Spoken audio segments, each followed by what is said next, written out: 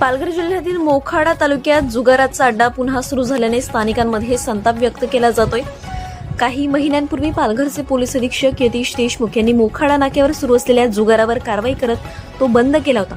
मात्र आता नागरिक आरोग्य वर्धिनी केंद्राच्या बाजूलाच पुन्हा जुगाराचा अड्डा सुरू झाल्याचा आरोप नागरिकांनी केलाय। दिवसभर कबाड कष्ट करून मिळवलेली मजुरी संध्याकाळी जुगारात उडवली जात असल्याचं चित्र मोखाड्यात दिसतंय। त्यामुळे अनेक कुटुंबावर आर्थिक आणि सामाजिक परिणाम होत असल्याची तक्रार स्थानिक महिलांनी केली।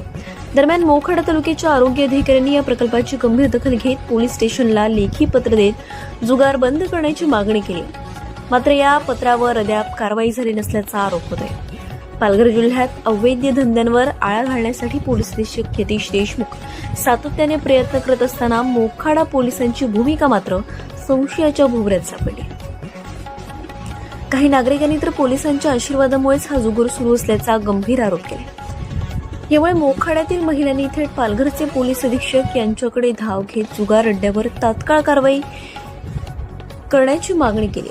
आता या प्रकरणात पोलीस प्रशासन कोणती भूमिका घेणार याकडे सर्वांचं लक्ष लागलं।